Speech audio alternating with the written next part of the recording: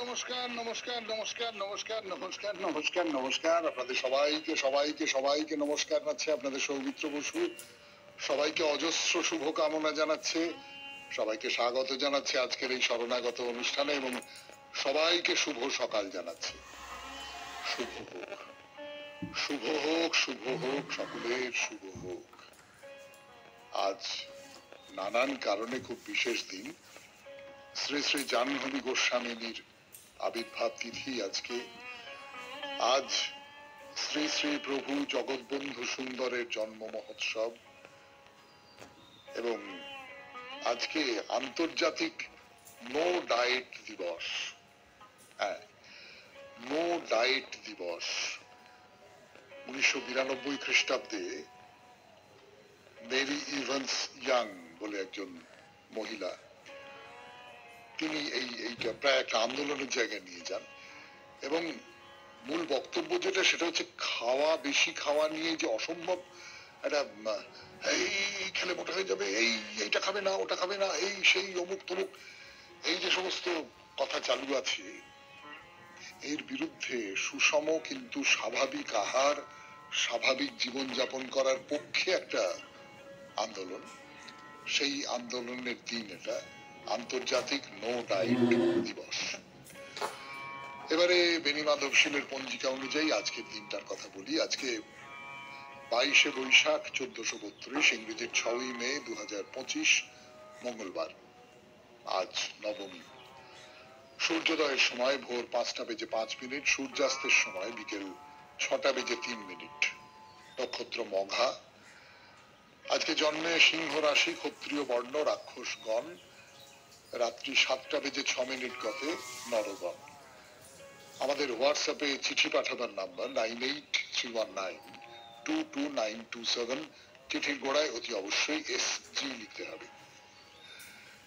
এবারে আজকের অনুষ্ঠান সম্পর্কে বলি। প্রথমে পুরাণ চিরন্তন। পুরাণ চিরন্তনে আমরা দিব্যাস্ত্র নিয়ে কথা বলছিলাম।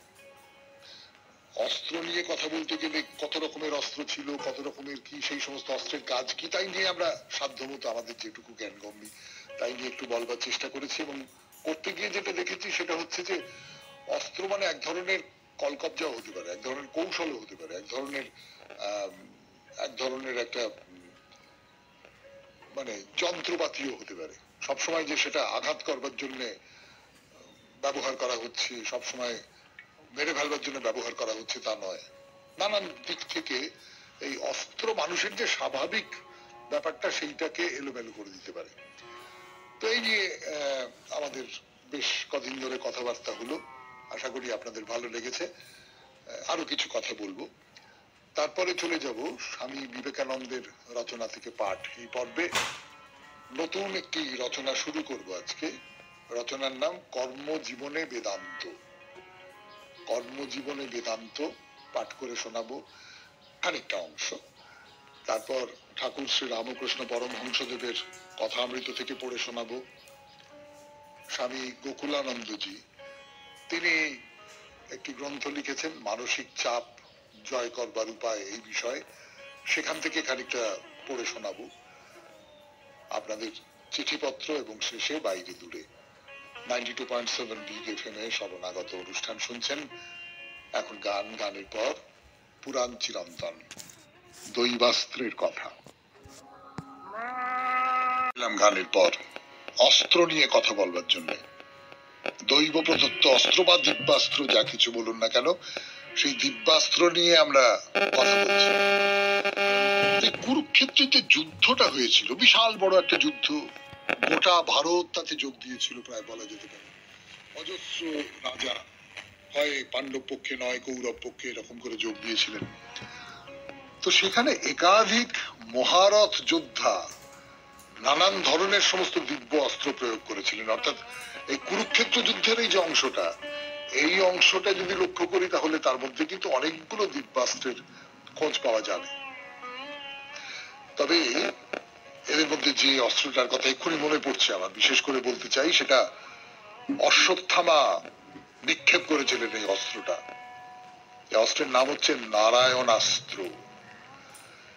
নারায়ণাস্ত্র এতটাই ভয়ঙ্কর সেই অস্ত্র, যার প্রভাবে সমস্ত পাণ্ডবপক্ষের সমস্ত যোদ্ধা মরে যেতে পারতেন, সমস্ত যোদ্ধা।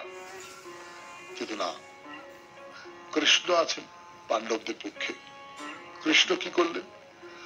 কৃষ্ণ এই পাণ্ডব পক্ষের যে যোদ্ধারা আছেন তাদের বললেন যে তোমরা এই অস্ত্রের সামনে অস্ত্র ত্যাগ করে নতজানু হও। নতজানু হলেন, এই অস্ত্রের প্রভাব নষ্ট হয়ে গেল। আপনাদের মনে পড়বে হয়তো, আমার অন্তত মনে পড়ছে, আপনারা ভেবে দেখবেন মনে পড়ে কিনা। সেটা হচ্ছে বেশ কিছুদিন আগে আমেরিকায় একজন কৃষ্ণাঙ্গ মানুষকে একজন শ্বেতাঙ্গ পুলিশ মেরে ফেলেছিল। একদম গলায় হাঁটুর চাপ দিয়ে মেরে ফেলেছিল। বিখ্যাত একটা কথা, সেই যে কৃষ্ণাঙ্গ মানুষটি বলতে পেরেছিলেন যে আমি নিঃশ্বাস নিতে পারছি না। তো এর প্রতিবাদে প্রচন্ড জনতা ক্ষুব্ধ হয়ে ওঠে, ইত্যাদি ইত্যাদি হয়। তখন তাদের মোকাবিলা করবার জন্য পুলিশ আসে। সেই জনতা যখন পুলিশের দিকে এগিয়ে আসছে, তখন পুলিশ তাদের বিবেক বুদ্ধির দ্বারা প্রভাবিত হয়ে হাঁটু গেড়ে বসে মাটির দিকে রাইফেল নামিয়ে বসে থাকে। এটা একটা অসাধারণ ঘটনা ঘটেছিল আমেরিকায়। তো এখানেও কৃষ্ণ প্রায় তাই করলেন, যে নারায়ণ অস্ত্র সেটা যখন আসছে তখন তার সামনে নতজানু হয়ে যাও। বড় ঢেউ যখন আসে তার সামনে মাথা নিচু করতে হয়, সেই রকম হয়ে যাও। এবং সেই অস্ত্র আর পাণ্ডব পক্ষীয়দের হত্যা করলো না। শুনছেন পুরাণ চিরন্তন দিব্যাস্ত্রের কথা 92.7 বিগ এফএম এ শরণাগত অনুষ্ঠানে। আরো কথা গানের পর। সব অস্ত্রের কথা বলছি আপনাদের এই পুরাণ চিরন্তন পর্বে 92.7 বিগ এফএম এ শরণাগত অনুষ্ঠানে। যেমন আর একটা অস্ত্র বলি, এই সংসপ্তক যোদ্ধাদের উদ্দেশ্যে ত্বাষ্ট্র অস্ত্রের প্রয়োগ করা হয়েছিল এবং এই অস্ত্র প্রয়োগের ফলে নাকি যোদ্ধারা সকলে সম্মোহিত হয়ে নিজেদের মধ্যেই মারামারি করতে শুরু করেছিল। এবং তার বাইরেও আরো অনেককে, মানে কুরুক্ষেত্র যুদ্ধের সময় পাণ্ডব পক্ষের বা কৌরব পক্ষের যারা বড় বড় বীর, যাদের নাম আমরা জানি, পুরাণের পৌরাণিক চরিত্র হিসেবে নাম জানি, ভীষ্ম, দ্রোণ, কর্ণ, অশ্বত্থামা, অর্জুন, অভিমন্যু, দ্রুপদ, ধৃষ্টদ্যুম্ন, সাত্যকী, এমনকি যুধিষ্ঠিরও দিব্যাস্ত্র প্রয়োগ করেছেন। যুধিষ্ঠির তো ব্রহ্মাস্ত্র প্রয়োগ করেছেন, আছে সে কথা মহাভারতে। ব্রহ্মশির অস্ত্রের কথা কখনো কখনো উঠে পড়েছে আমাদের আলোচনায়, কিন্তু খুব বিস্তারিত করে বলা হয়নি। তো ব্রহ্মশিরের কথা একটু বলি। এই যে ব্রহ্মশির বলুন, ব্রহ্মাস্ত্র বলুন, পাশুপত বলুন, এগুলো সব আলাদা আলাদা অস্ত্র হলেও এগুলো প্রয়োগের পরে যে একটা ভয়ঙ্কর তেজ উৎপন্ন হয়, একটা প্রলয়ের মতন একটা অবস্থা তৈরি হয়। তার যে বিবরণ মহাভারতে আছে, সব ক্ষেত্রেই একরকম বিবরণ। একটা প্রলয় ঘটে যাচ্ছে, একটা আগুন চারপাশে, এইরকম একটা ব্যাপার হচ্ছে। এবং এগুলো সেই অস্ত্র, সাধারণ যুদ্ধে শত্রুর প্রতি এই সমস্ত অস্ত্র তুমি ব্যবহার করতে পারবে না। এবং এই ধরনের যে অস্ত্র, তার ব্যবহারের একটা ভয়ঙ্কর দিক রয়েছে, আবার কোথাও এটার একটা ভালো দিকও রয়েছে। যেমন অর্জুন শুধু অশ্বত্থামার অস্ত্র নিবারণ বা সেই সূত্রে সকলের প্রাণ রক্ষার জন্য এই অস্ত্র ব্যবহার করেছেন। এবং এই ভাবনাটাই কোথাও আমাদের যে আধুনিক পারমাণবিক শক্তি, তার যে বিধ্বংসী রূপ এবং তার যে কল্যাণময় রূপ, এই দুটো রূপকেই মনে করিয়ে দেয়। যদিও ব্রহ্মশির অস্ত্র নিশ্চয়ই পারমাণবিক অস্ত্র নয়, কিন্তু এইবারে তো পুরাণ চিরন্তন শেষ করতে হবে। আমরা চলে যাচ্ছি কর্মজীবনে বেদান্ত, স্বামী বিবেকানন্দের রচনা থেকে পাঠ। কর্মজীবনে বেদান্ত প্রথম প্রস্তাব। এই বক্তৃতাটি স্বামীজি দিয়েছিলেন লন্ডনে 1896 খ্রিস্টাব্দের 10ই নভেম্বর তারিখে। পড়া শুরু করি। কর্মজীবনে বেদান্ত দর্শনের উপযোগিতা সম্বন্ধে অনেকে আমাকে কিছু বলিতে বলিয়াছেন। পূর্বেই বলিয়াছি, মতবাদ হিসাবে খুব ভালো হইলেও কিভাবে উহা কার্যে পরিণত করা যাইবে তাহাই প্রকৃত সমস্যা। যদি কার্যে পরিণত করা একেবারে অসম্ভব হয়, তবে বুদ্ধির একটু ব্যায়াম ব্যতীত কোনো মতবাদের কোনো মূল্যই নাই। অতএব বেদান্ত যদি ধর্মের আসন অধিকার করিতে চায়, তবে উহাকে একান্তভাবে কার্যকর হইতে হইবে। আমাদের জীবনের সকল অবস্থায় উহাকে কার্য পরিণত করিতে হইবে।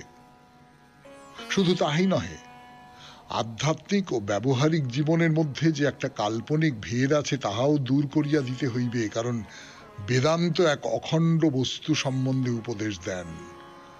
বেদান্ত বলেন, এক প্রাণ সর্বত্র বিরাজিত। ধর্মের আদর্শ সমূহ সমগ্র জীবনকে যেন আচ্ছাদন করে, আমাদের প্রত্যেক চিন্তার ভিতরে যেন প্রবেশ করে এবং কার্যেও যেন ওইগুলির প্রভাব উত্তরোত্তর বৃদ্ধি পাইতে থাকে। আমি ক্রমশ কর্মজীবনে বেদান্তের প্রভাবের কথা বলিব, কিন্তু এই বক্তৃতাগুলি ভবিষ্যৎ বক্তৃতা সমূহের উপক্রমণিকা রূপে সংকল্পিত। সুতরাং আমাদিগকে প্রথমে মতবাদগুলির বিষয়েই আলোচনা করিতে হইবে। আমাদিগকে বুঝিতে হইবে, পর্বত গহ্বর ও নিবিড় অরণ্য হইতে সমুদ্ভূত হইয়া কিরূপে মতবাদগুলি আবার কর্মমুখর নগরীর রাজপথে কার্যে পরিণত হইতেছে। আমরা এই মতগুলির আরো একটু বিশেষত্ব দেখিব যে চিন্তাগুলির অধিকাংশ নির্জন অরণ্যবাসের ফল নহে, পরন্তু যে সকল ব্যক্তিকে আমরা সর্বাপেক্ষা বেশি কর্মে ব্যস্ত বলিয়া মনে করি, সিংহাসনে উপবিষ্ট সেই রাজারাই এগুলির প্রণেতা। শ্বেতকেতু আরুণী ঋষির পুত্র। এই ঋষি বোধহয় বানপ্রস্থী ছিলেন। শ্বেতকেতু বনেই প্রতিপালিত হইয়াছিলেন, কিন্তু তিনি পাঞ্চাল জনপদের সভায় রাজা প্রবাহন জৈবলীর নিকট গমন করিলেন। রাজা তাহাকে জিজ্ঞাসা করিলেন, মৃত্যুকালে প্রাণীগণ কিরূপে এই লোক হইতে গমন করে তাহা কি তুমি জানো? না। কিরূপে তাহারা এখানে পুনরায় আসিয়া থাকে তাহা কি তুমি জানো? না। তুমি কি পিতৃযান ও দেবযানের বিষয়ে অবগত আছো? রাজা এইরূপ আরো অনেক প্রশ্ন করিলেন। শ্বেতকেতু কোনো প্রশ্নেরই উত্তর দিতে পারিলেন না। তাহাতে রাজা তাহাকে বলিলেন, তুমি কিছুই জানো না। বালক পিতার নিকট ফিরিয়া গিয়া ওই কথা বলিতে পিতা বলিলেন, আমিও এ সকল প্রশ্নের উত্তর জানি না। যদি জানিতাম তাহা হইলে কি তোমায় শিখাইতাম না? তখন পিতা রাজসন্নিধানে উপনীত হইয়া রাজাকে এই রহস্যবিদ্যা শিখাইবার জন্য অনুরোধ করিলেন। রাজা বলিলেন, এই বিদ্যা, এই ব্রহ্মবিদ্যা কেবল রাজারাই জানেন। যজ্ঞকারী ব্রাহ্মণেরা কখনোই ইহা জানিতেন না। যাহা হোক, তিনি এ সম্বন্ধে যাহা জানিতেন তাহা শিক্ষা দিতে আরম্ভ করিলেন। এই রূপে আমরা অনেক উপনিষদে এই কথা পাইতেছি যে বেদান্ত দর্শন কেবল অরণ্যে ধ্যানলব্ধ নয়, পরন্তু ইহার সর্বোৎকৃষ্ট অংশগুলি সাংসারিক কার্যে বিশেষ ব্যস্ত ব্যক্তিদের দ্বারাই চিন্তিত ও প্রকাশিত। লক্ষ লক্ষ প্রজার শাসক সার্বভৌম রাজা অপেক্ষা অধিকতর কর্মব্যস্ত মানুষের কল্পনা করা যায় না, তথাপি এই রাজারা গভীর চিন্তাশীল ছিলেন। শুনলেন কর্মজীবনে বেদান্ত, স্বামী বিবেকানন্দের রচনা থেকে পাঠ শেষ হলো। এরপর ঠাকুর শ্রী রামকৃষ্ণ পরমহংসদেবের কথামৃত থেকে পাঠ। শেষ, কথা শুরু 92.7 বিগ এফএম এ শরণাগত অনুষ্ঠানে। এইবার কথামৃত থেকে পড়ে শোনাবো আপনাদের। আমি আপনাদের সৌমিত্র বসু। ওই সেই বিদ্যার চরিত্রে অভিনয় করেছিল যে ছেলেটি যাত্রা করে, সে ঠাকুরের কাছে এসেছে এবং ঠাকুর অভিনেতাদের সঙ্গে ঠাকুরের একটা খুব চমৎকার সম্পর্ক তৈরি হয়। গিরিশচন্দ্র ঘোষ যার সবচেয়ে বড় উদাহরণ, বিনোদিনী যার খুব বড় উদাহরণ, তেমনি যাত্রাওয়ালা এই যে ছেলেটি বিদ্যার পাঠ করেছিল, সেও এসেছে। তার সঙ্গে ঠাকুর নানান রকম কথা বলছেন, খুব আনন্দের সঙ্গে কথা বলছেন। জিজ্ঞাসু যে মানুষ, তার সঙ্গে কথা বলতে ঠাকুর খুব পছন্দ করেন। জিজ্ঞাসু মানুষ, ঈশ্বর ভাবনায় জারিত মানুষ, তার সঙ্গে কথা বলতে ঠাকুর খুব পছন্দ করেন। তো ঠাকুর বলছেন আত্মদর্শনের উপায় ব্যাকুলতা, কায়ে মনোবাক্যে তাকে পাবার চেষ্টা। যখন অনেক পিত্ত জমে তখন নেবা লাগে, সকল জিনিস হলদে দেখায়, হলদে ছাড়া কোনো রং দেখা যায় না। এই আত্মদর্শনের উপায় হচ্ছে ব্যাকুলতা। ভোগের মধ্যে বেশ কিছুদিন ধরে থাকলে, আমরা যেরকম আছি, দীর্ঘদিন ধরে আছি, তাহলে আমাদের চোখের সামনে একটা পরত পড়ে যায়, যে পরতটা দিয়ে আমরা কেবলমাত্র এই আমার চারপাশের যে যে ভোগের উল্লাস, যে বৈভবের উল্লাস, সেইগুলোকে দেখতে পাই, সেটার বাইরে আরো দূর পর্যন্ত দেখতে পাই না। এটাকে সরাতে গেলে কি দরকার? এটাকে সরাতে গেলে দরকার যেটা, সেটা হচ্ছে ব্যাকুলতা। আমায় সরাতেই হবে, আমায় যে করে হোক এখান থেকে বেরিয়ে আসতেই হবে, আমায় যে করে হোক ওইখানে পৌঁছতেই হবে। এই যে আকাঙ্ক্ষাটা, এই আকাঙ্ক্ষাটা খুব জরুরি। বলছেন তোমাদের যাত্রাওয়ালাদের ভেতর যারা কেবল মেয়ে সাজে, তাদের প্রকৃতি ভাব হয়ে যায়। মেয়েকে চিন্তা করে মেয়ের মতো সব ভাব ভাব হয়। সেই রকম করে ঈশ্বরকে রাত দিন চিন্তা করলে তারই সত্তা পেয়ে যায়। এটা আমরা দেখেছি যে আমরা আমাদের সামনেই কতগুলো উদাহরণ রয়েছে। আমার এক্ষুনি যার কথা মনে পড়ছে, খুবই শ্রদ্ধেয় একজন মানুষ, চপল ভাদুড়ী। তিনি দীর্ঘদিন ধরে নারী চরিত্রে অভিনয় করেছেন এবং তার কথাবার্তার ধরন ধারণের মধ্যে ওই যে নারী সত্তা, সেই নারী সত্তার একটা ভাব চলে এসেছে এবং সেটা তার রক্তের মধ্যে মিশে গেছে, তার আচার ব্যবহারের মধ্যে মিশে গেছে, তার কথা বলার ধরনের মধ্যে, হাত পা নাড়ার মধ্যে মিশে গেছে। অর্থাৎ কোথাও একটা যে চরিত্রে অভিনয় করেন তার সঙ্গে একটা একীভূত হবার ব্যাপার কোথাও একটা থেকে গেছে। যারা অভিনয় করেন তাদের মধ্যে এই যে একীভূত হওয়ার যে গুণটা, যারা যে কোনো শিল্পের মধ্যে যুক্ত, যিনি খুব মন দিয়ে গান করছেন, তিনি গানের সঙ্গে নিজেকে মিশিয়ে দিচ্ছেন, এই পার্থিবতার থেকে বাইরে গানের সঙ্গে নিজেকে মিশিয়ে দিচ্ছেন। যিনি ছবি আঁকছেন, তিনি ছবির মধ্যে নিজেকে মিশিয়ে দিচ্ছেন। এই যে মিশিয়ে দেওয়াটা, এইটা একটা খুব বড় মনের জোর, মনের ক্ষমতা। সেই ক্ষমতার কথা বলছেন ঠাকুর। 92.7 বিগ FM এ শরণাগত অনুষ্ঠানে শুনছেন কথামৃত থেকে পাঠ। ফিরে আসছি গানের পর। এর সূত্র ধরে ঠাকুর কোন কথাটা বলছেন? বলছেন যে মনকে যে রঙে ছোপাবে সেই রং হয়ে যাবে। মন হলো ধোপা ঘরের কাপড়, এটা আমরা জানি। আপনি কিছুদিন খুব ভালো মানুষের সঙ্গ করুন, দেখবেন আপনার মনটা পাল্টে যাচ্ছে। আপনি কিছুদিন খুব খারাপ মানুষের সঙ্গ করুন, দেখবেন আপনার মনটা পাল্টে যাচ্ছে। সাহচর্য মনকে ভীষণভাবে প্রভাবিত করে, আমরা সবাই জানি এটা। কিন্তু ফলে সাহচর্যের দিক থেকে সাবধান হওয়া। ঠাকুর যেটা বারবার করে বলছেন, সাধু সঙ্গ, ভালো মানুষের সঙ্গ করুন, উচ্চ চিন্তার মানুষের সঙ্গ করুন। আমি এরকম হয়েছে আমার বহুবার, হয়তো কোনো পণ্ডিত মানুষের বাড়িতে গেছি, গিয়ে তার সঙ্গে কথাবার্তা বলেছি। আমি একটা জায়গায় অধ্যাপনা করতাম, একটা বিশ্ববিদ্যালয়ে। তা সেখানে ছুটি ছাটা হয়ে যাওয়ার পর একটা কাছাকাছি একটা ফ্যাকাল্টি ক্লাব বলে একটা ব্যাপার ছিল, সেখানে অধ্যাপকেরা সকলে আসতেন, এসে জমায়েত হতেন। তো সেখানে জমায়েত হতেন যারা, তারা সকলেই নিজের নিজের ক্ষেত্রে খুব বড় মাপের মানুষ। মানে সাহিত্যের ক্ষেত্রে বলুন, অর্থনীতির ক্ষেত্রে বলুন, বিদ্যাচর্চার নানান ক্ষেত্রে তারা খুব বড় মাপের মানুষ। তো তাদের মধ্যে এক কোণে আমিও গিয়ে চুপচাপ বসে থাকতাম, তারা কি কথা বলছেন শুনতাম। সেই সব কথাবার্তাগুলো খুব সাধারণ কথা, মজার কথা, ওর পেছনে লাগছে মজা করে, সেই সমস্ত কথা। কিন্তু আমি যে তার থেকে কত কিছু শিখেছি আমি তার কোনো ইয়ত্তা করতে পারবো না। নিছক আড্ডা, নিছক সেই আড্ডার সঙ্গ, সেই সঙ্গটাই যে ভেতরে ভেতরে মনকে কি পরিমাণে সমৃদ্ধ করে দেয় তা প্রায় ভাবতে পারা যায় না। মনটাকে তার মতো উপযুক্ত করে রাখতে হবে নিশ্চয়ই, সেটা তো একটা বড় ব্যাপার। পাথরের উপর যদি বীজ ফেলা যায় তাহলে তো তার থেকে গাছ হবে না। তো মনকে যে রঙে ছোপাবে সেই রং হয়ে যায়। মন ধোপা ঘরের কাপড়। তো বিদ্যা বলে তবে একবার ধোপা বাড়ি দিতে হবে। ধোপা বাড়িতে দিতে হবে, আগে চিত্ত শুদ্ধি, তারপর মনকে যদি ঈশ্বর চিন্তাতে ফেলে রাখো তবে সেই রঙই হবে। আগে মনটাকে পরিষ্কার করে নাও, পরিষ্কার করে নিয়ে তারপরে তুমি ঈশ্বর চিন্তা করো, সেই রংটা ধরবে। তা নইলে একটা কাপড়, তার মধ্যে নানান সমস্ত ময়লা, কতদিন ধরে জড়ো হয়েছে, না কাচলে তার উপর অন্য রং ধরে নাকি? ধরবে না তো কিছুতেই।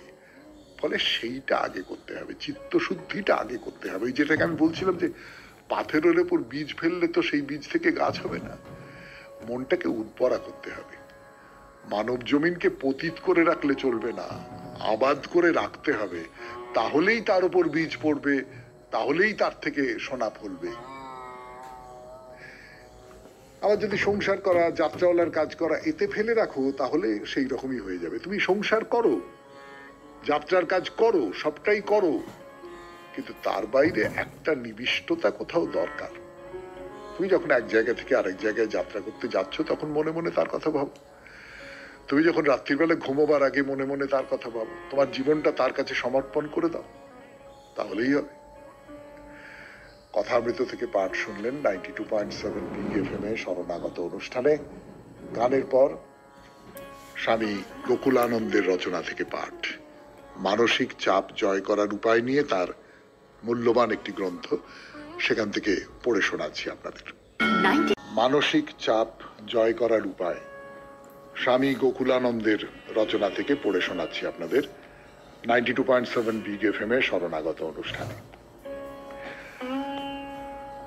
মানসিক চাপের কারণ সম্পর্কে আধুনিক বিশ্বের অন্যতম শ্রেষ্ঠ মনঃসমীক্ষণবিদ কার্ল গুস্তাভ জাং যা বলেছেন, আসুন তা আমরা বিচার করে দেখি।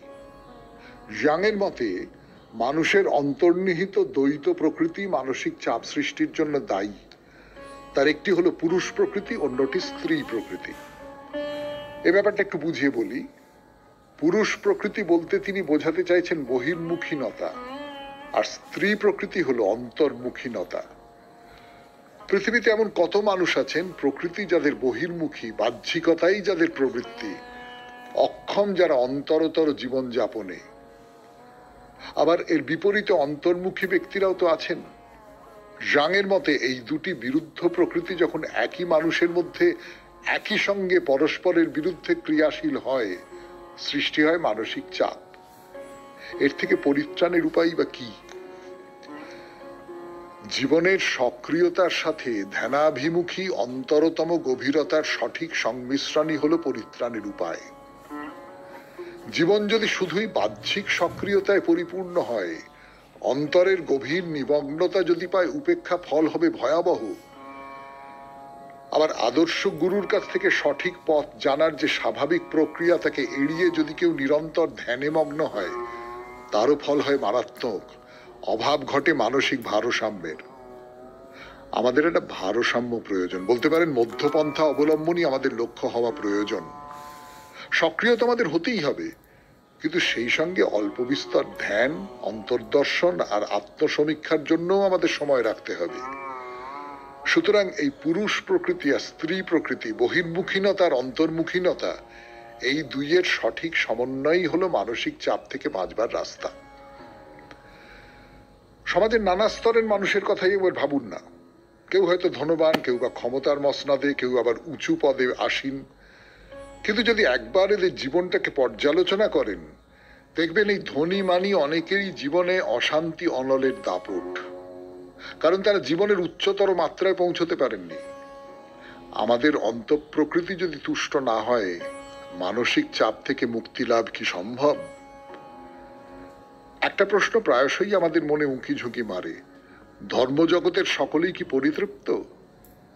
দীক্ষা গ্রহণে বা কিছু ধর্মীয় আচার অনুষ্ঠানের মধ্যেই কি মানসিক চাপ জয় করার চাবিকাঠি রয়েছে? স্পষ্ট করে স্বীকার করতে বাধা আছে কি যে নিয়মিত ধ্যান অভ্যাস করেন যারা, এমনকি তারাও মানসিক চাপের শিকার? এই প্রশ্নকে সামনে রেখে শেষ করলাম আজকে স্বামী গোকুলানন্দের রচনা থেকে পাঠ। এরপরে গান, তারপর আপনাদের চিঠি। 92.7 BFM এ শরণাগত অনুষ্ঠান শুনছেন। আমি আছি আপনাদের সঙ্গে, আপনাদের সৌমিত্র বসু। 92.7 BFM এ শরণাগত অনুষ্ঠানে যে চিঠিটি পড়ব তার পত্রলেখক বা পত্রলেখিকা তিনি তার নাম দেননি, নাম প্রকাশে অনিচ্ছুক এই বলে জানিয়েছেন। সমালোচনার চিঠি পড়ে শোনাই। মাননীয় সৌমিত্র বসু মহাশয়, প্রথমেই আপনি আমার সশ্রদ্ধ প্রণাম নেবেন। আমি আপনার অনুষ্ঠানের 4 বছরের শ্রোতা। এটি আমার দ্বিতীয় চিঠি। আপনি প্রতিদিন অনুষ্ঠানের শেষে রবীন্দ্রনাথ ঠাকুরের কবিতা দিয়ে শেষ করেন, কথা প্রসঙ্গে তার কথাও বলেন। পরবর্তী অনুষ্ঠান খাস কৌশিক যা পরিচালনা করেন তাও শুরু হয় তাঁরই গান দিয়ে। আমি জানি না এই বিষয়টি কি কর্তৃপক্ষের নির্দেশ না আপনাদের ইচ্ছা অনুযায়ী হয়। তাহলে দুই পক্ষকেই প্রশ্ন করি, কবি নজরুল ইসলাম কি এতটাই অবহেলিত যে তার কবিতাও পাঠ করা হয় না বা গানও বাজানো হয় না? যতদূর আমার স্বল্প জ্ঞানে জানি, তার অনেক কবিতা ও গান আছে যা বিদ্রোহী, ধর্ম ও প্রেমের। বাংলার ঈশ্বর বা ভগবান যাই বলুন, তাকে শ্রদ্ধা করে অনেক গান লিখেছেন, যেমন ওরে নীল যমুনার জল, গোঠের রাখাল বলে দেরে, চিরদিন কাহারও সমান নাহি যায়, আমি বাউল হলাম ধুলির পথে এবং আরো অনেক। বাঙালিকে ভালোবেসেছিলেন বলেই না তিনি ভগবান শ্রীকৃষ্ণকে, মা কালীকে নিয়ে গান লিখেছেন, যে কারণে তিনি নিজের জাতির কাছেই কাফের নামে পরিচিত হয়েছিলেন। নজরুল ইসলামের আমার কৈফিয়ত কবিতাটা যদি পড়েন, একটা জায়গায় তিনি বলছেন তার স্বজাতিরা বলছে, দেবদেবী নাম মুখে আনে, দাও বাজিটারে চাপ মেরে। কবিগুরুর ক্ষেত্রে একটা ইতিবাচক দিক ছিল, তিনি সম্ভ্রান্ত পরিবারে জন্মগ্রহণ করেছিলেন, তাই কাব্য চর্চা করার জন্য তাকে ভাতের চিন্তা করতে হয়নি। নিশ্চিন্তভাবে তার প্রতিভাকে বিকশিত করতে পেরেছিলেন। কিন্তু কবি নজরুল অত্যন্ত গরিব ঘরে জন্মেছিলেন, যার জন্য তার পড়াশোনাটাও হয়নি। একথা আপনার থেকে ভালো কে জানে। এছাড়া তার বর্ণময় কর্মজীবন যা তুলে ধরতে গেলে 500 শব্দ ছাড়িয়ে যাবে। এত কিছু প্রতিকূলতা সত্ত্বেও তিনি নিজের প্রতিভাকে বিকশিত করতে পেরেছিলেন। তাই আপনার কাছে আমার জিজ্ঞাসা, আপনার মতো কাব্য সাহিত্য নাট্য জগতের একজন বোদ্ধা এবং বিগ এফএম এর মতো চ্যানেল যারা অনেক ভালো কাজে যুক্ত থাকে, তাদের কাছে কবি কি করে এতটা অবহেলিত? সবশেষে সকল কলাকুশলীদের আন্তরিক শ্রদ্ধা জানাই এই অনুষ্ঠান পরিবেশন করার জন্য। চিঠিটি যদি পাঠযোগ্য হয় তাহলে পড়লে খুবই ভালো লাগবে। বিনীতা, নাম প্রকাশে অনিচ্ছুক, নিউ টাউন, নপাড়া, কলকাতা 157। আমি একটা ভুল কথা বলেছি, নাম প্রকাশে অনিচ্ছুক ইনি পত্র লেখিকা। তার কারণ বিনীতা কথাটা লিখেছেন, সেটা যখন আপনাদের এই চিঠির পরিচয় দিচ্ছিলাম তখন আমার নজরে এড়িয়ে গিয়েছিল। আপনি একদম ঠিক বলেছেন। ঠিকই, আমরা কেবলমাত্র রবীন্দ্রনাথের কবিতা বলি, মানে এই শরণাগত অনুষ্ঠানে। কৌশিকের রবীন্দ্রসঙ্গীত শোনানোটা বিগ এফএম এর নির্দেশে কিনা আমি জানি না, কিন্তু আমার এই কবিতা বলাটা কারোর নির্দেশে নয়। আমার নিজেরই মনে হয়েছিল শেষ পাতে একটু কবিতা শোনাবো, তো সেইটা করি। কিন্তু আপনি যদি বলেন এবং আপনারা অনেকেই যদি বলেন, তাহলে কেবলমাত্র রবীন্দ্রনাথ না করে আরো অন্য কবিদের, এবং তাদের মধ্যে নিশ্চয়ই নজরুল, তাদের কবিতাও পড়া যেতে পারে, অবশ্যই শরণাগতের যে মেজাজ সেই মেজাজের সঙ্গে তাল মিলিয়ে। আপনাকে এই পরামর্শ দেওয়ার জন্য অসংখ্য ধন্যবাদ। এবারে গানের পর বাইরে দূরে 92.7 বিগ এফএম এ শুনছেন শরণাগত। সাহেবদের সময় সাহেবরা তো চলে আসতোই এখানে গরমকালে, কিন্তু বাঙালিরও বেড়াবার একটা চমৎকার জায়গা হচ্ছে দার্জিলিং। এবং সত্যি সত্যি পাহাড়, শীত, খাদ, বড় বড় সমস্ত পাইন গাছ, বার্চ গাছ, এই সমস্ত নিয়ে যে দার্জিলিং, সেই দার্জিলিং একটা অন্য রকমের আকর্ষণ। আর আগেকার দার্জিলিং অনেক ছিমছাম, সুন্দর, পরিষ্কার, ঝকঝকে এরকম ছিল, এখন একটু মলিন হয়ে গেছে সময়ের প্রভাবে। আর দার্জিলিং এর ধারে পাশে অনেকগুলো জায়গা তৈরি হয়ে গেছে, পাহাড়ে অনেকগুলো জায়গা, সেখানে অনেকগুলো হোমস্টে তৈরি হয়ে গেছে। সবটা মিলিয়ে এখনো পর্যন্ত বাঙালির বেড়াবার একটা অন্যতম প্রধান জায়গা দার্জিলিং। তো সেই দার্জিলিং এ যদি যান তাহলে এই ধীরধাম মন্দিরে একবার পদার্পণ করতে পারেন। মন্দির আমাদের মোটামুটি দেখা প্রায় হয়েই গেছে। আমরা শুধু একটা জায়গা দেখছিলাম, সেই জায়গাটা একটা পার্কের মতন, অনেকগুলো আমি তো আপনাদের বলেছিলাম অন্য কিভাবে বোঝাবো বুঝতে না পেরে, সেটা হচ্ছে অনেকগুলো দোলনার মতন। অর্থাৎ দোলনায় যেমন দুপাশে দুটো লম্বা থাকে, সেটাকে জোড়া থাকে এবং সেখান থেকে ওই দোলনাগুলো ঝোলে। এখানেও তেমনি দুপাশে দুটি থাম, কারুকার্য করা থাম, সেই দুটোকে জুড়ছে একটি কাঠামো, এবং এই সমস্তটাই খুব কারুকার্য করা, হলদে রঙের, এবং সেখান থেকে একটি বা দুটি করে ঘন্টা ঝুলছে। সেই ঘন্টাগুলো অপূর্ব সুন্দর দেখতে, অপূর্ব সুন্দর দেখতে। মানে সেই ঘন্টাগুলো খুব বড় বড়, খুব বড় বড় ঘন্টা, এবং খুব ভারী ঘন্টা, দেখেই বোঝা যায় যে অনেকখানি ধাতু খরচ করা হয়েছে তার পেছনে। কোন ধাতু আমি জানি না। এবং তার ভেতরে নানান রকমের সমস্ত কারুকার্য রয়েছে। সেই কারুকার্যগুলো আমার অশিক্ষিত চোখে দেখে মনে হলো এই কারুকার্যগুলো ঠিক সমতলের কারুকার্য নয়, খানিকটা তিব্বতীয় কারুকার্য বা নেপালি কারুকার্য বা লেপচা, মানে এই উত্তরাঞ্চলের মানুষজন যারা আছেন তাদের যে শিল্প, সেই শিল্পের কারুকার্য। তো খুব খুব মহার্ঘ ঘন্টা বলতে যেটা বোঝায়, খুব দেখবার মতন সব ঘন্টা। এবং আন্দাজি করা যায় যে এই ঘন্টা যখন বাজানো হয় তখন তার ধ্বনি একেবারে বহু বহু দূর থেকে শুনতে পাওয়া যায়। তো সেই ঘন্টা তার চারপাশটা রেলিং দিয়ে ঘেরা আছে, এবং এই যে ঘন্টা প্রাঙ্গণ, আমরা যদি ঘন্টা প্রাঙ্গণ শব্দটাই ব্যবহার করি, তাহলে এই ঘন্টা প্রাঙ্গণটা নানান রকম ফুলের গাছ তাই দিয়ে একেবারে ভরা রয়েছে। সেখানে ফুল ফুটে আছে, সবটা মিলিয়ে ভারী চমৎকার দেখতে লাগবে আপনার, তাতে কোনো সন্দেহ নেই।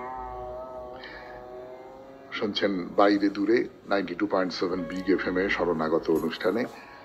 এখন গান গানের পর আবার বাইরে দূরে ফিরে আসছি, আপনাদের সৌমিত্র বসু। তাহলে এই ধীরধাম মন্দির দর্শন ওই ঘন্টা প্রাঙ্গণ দেখেই আমরা শেষ করলাম। দার্জিলিং এ আছি আমরা, মহাকাল মন্দির দেখেছি। ধীরধাম মন্দিরটা অবশ্যই খুব যে যারা পর্যটক তাদের কাছে পরিচিত এমনটা নয়, কিন্তু সেটাও আমরা দেখলাম। আমার নিজের অন্তত চমৎকার লাগলো, বেশ ফাঁকা, নিস্তব্ধ, শান্ত একটা জায়গা। এই যে সমস্ত পর্যটক যারা আসেন, বা আপনি ধরুন আপনাকেই যদি জিজ্ঞেস করি যে আপনি তো দার্জিলিং এ গেছেন, একবার গেছেন বা একাধিকবার গেছেন, আপনাদেরও বোধহয় খুব দেখবার যে যে সমস্ত মানে টুরিস্টদের যে সমস্ত জায়গা দেখতেই হয় তার মধ্যে মনে হয় পড়ে না। তো চলুন এবারে আর একটা মত দেখি। সেটা দেখবার আগে একটা কথা একটু বলে নি। এটা একটা আশ্চর্য ব্যাপার যে বৌদ্ধ ধর্ম, বা আমি যদি বলি বুদ্ধদেবের জন্ম হয়েছিল নেপালে। আমাদের ভারতবর্ষে তিনি মুখ্যত তার ধর্ম প্রচার করেছেন। তারপরেই তার শিষ্য যারা যারা তার অনুগামী, এবং রাজা, সওদাগর, তাদের সূত্র ধরে তার ধর্মমত এশিয়ার নানান নানান নানান জায়গায় ছড়িয়ে পড়ে। আমি আপনাদের আগেও বলেছি, এবং এই কথাগুলো বলতে আমার খুব ভালো লাগে। আমার মনে পড়ে যায়, তো নিজের দেখা সব অভিজ্ঞতা সেগুলো মনে পড়ে যায়। আমি কিছুদিন আগে এশিয়ার এই ধরনের বেশ কিছু জায়গায় বেড়াতে গিয়েছিলাম। তো সেখানে যে কত বৌদ্ধ স্তূপ আছে, কত বৌদ্ধ মন্দির আছে, এবং সেগুলো যে কি অসামান্য কারুকাজ করা, কি অসামান্য তার স্থাপত্য, কি অসম্ভব সুন্দর সেগুলো, তা তো নিজের চোখে দেখে এসেছি। আপনাদের সঙ্গে ভাগ করে নিতে খুব ইচ্ছে করে, আমি দেখাতে পারবো না সেগুলো আপনাদের, ফলে মনের মধ্যে তো একটা আফসোস থেকেই যায়। বিশাল বিশাল সমস্ত মন্দির, বিশাল বিশাল সমস্ত স্তূপ, ঘুরে ঘুরে ঘুরে ঘুরে দেখা, এবং সেই যে ধরুন মন্দিরের সামনে একটা চত্বর, তারপরে একটা করিডোর আছে, সেই করিডোর ধরে আপনি পরিক্রমা করছেন, এবং পরপর পরপর পরপর পরপর নানান রকমের সব প্রাচীন স্থাপত্য সেইখানে সার বেঁধে রয়েছে। আপনি দেখতে দেখতে যাচ্ছেন, একদম অন্য একটা পৃথিবীতে চলে যাবেন।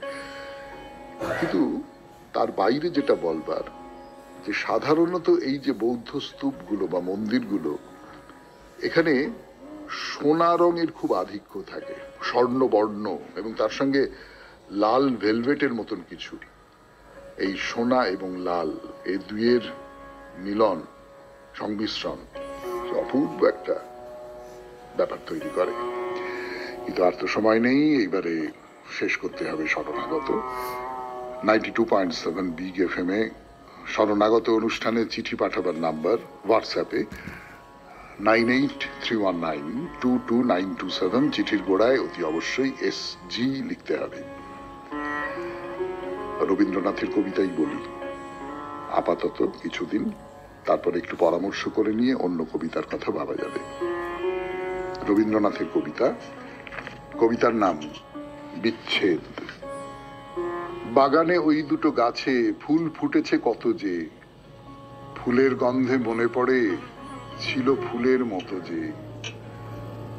ফুল যে দিত ফুলের সঙ্গে আপন সুধা মাখায়ে, সকাল হতো সকাল বেলায় যাহার পানে তাকায়ে। সেই আমাদের ঘরের মেয়ে, সে গেছে আজ প্রবাসে, নিয়ে গেছে এখান থেকে সকাল বেলার শোভাসে। একটুখানি মেয়ে আমার, কত যুগের পুণ্য যে, একটুখানি সরে গেছে কতখানি শূন্য যে। বৃষ্টি পড়ে টাপুর টুপুর, মেঘ করেছে আকাশে, উষার রাঙা মুখখানি আজ কেমন যেন ফ্যাকাশে। বাড়িতে যে কেউ কোথা নেই, দুয়ারগুলো ভেজানো, ঘরে ঘরে খুঁজে বেড়াই, ঘরে আছে কে যেন। ময়নাটি ওই চুপটি করে ঝিমোচ্ছে সেই খাঁচাতে, ভুলে গেছে নেচে নেচে পুচ্ছটি তার নাচাতে। ঘরের কোণে আপন মনে শূন্য পড়ে বিছানা, কার তরে সে কেঁদে মরে সে কল্পনা বিছানা। বইগুলো সব ছড়িয়ে আছে নাম লেখা তাই কার গো, এমনি তারা রবে কি হয় খুলবে না কেউ আর গো। এটা আছে সেটা আছে, অভাব কিছু নেই তো, স্মরণ করে দেয় রে যারে, থাকে না কো সেই তো। খুব ভালো থাকবেন, আনন্দে থাকবেন। নমস্কার। নমস্কার নমস্কার নমস্কার নমস্কার নমস্কার নমস্কার নমস্কার। আপনাদের সবাইকে সবাইকে সবাইকে নমস্কার জানাচ্ছে আপনাদের সৌমিত্র বসু। সবাইকে অজস্র শুভকামনা জানাচ্ছে, সবাইকে স্বাগত জানাচ্ছে আজকের এই শরণাগত অনুষ্ঠানে, এবং সবাইকে শুভ সকাল জানাচ্ছে। শুভ হোক, শুভ হোক, শুভ হোক, সকলের শুভ হোক। আজ নানান কারণে খুব বিশেষ দিন।